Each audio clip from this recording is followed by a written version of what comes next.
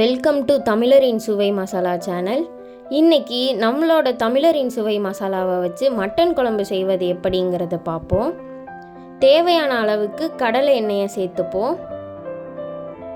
இப்போது தேவையான அளவுக்கு கடுகு சேர்த்துப்போம்.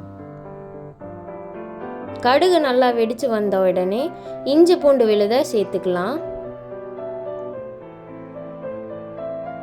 இப்போ ஒரு கொத்து கருவேப்பிலையை சேர்த்து நல்லா கிளறி விட்டுக்கலாம். இப்போ வெட்டி க்ளீன் பண்ணி வச்சிருக்க 1 கிலோ மட்டனை போட்டுக்கலாம். அதை நல்லா கிளறி விட்டுக்கலாம்.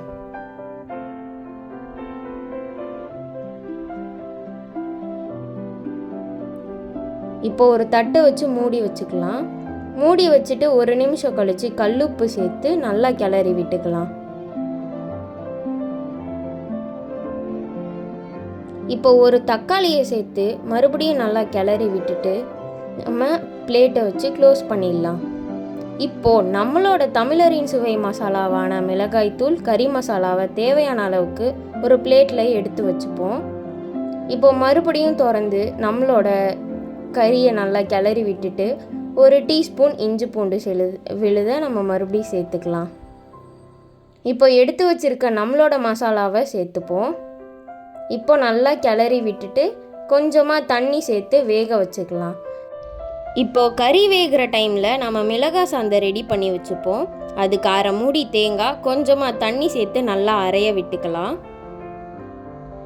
இப்போது அரைச்சி வச்சுருக்க தேங்காயில் 50 கிராம் கடலையை சேர்த்துப்போம். இப்போது நம்மளோட தமிழரின் சுவை மசாலாவான மல்லித்தூள் 2 டீஸ்பூன், அப்புறம் நம்மளோட மசாலாவான மிளகாய்த்தூள் 1/2 டீஸ்பூன். இப்போ நல்லா அரைய விட்டுப்போம் தண்ணி சேர்த்து.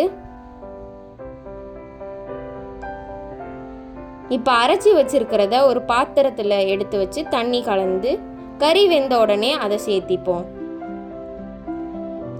இப்போ நல்லா கொதி வந்த உடனே நம்மளோட மட்டன் குழம்பு ரெடி.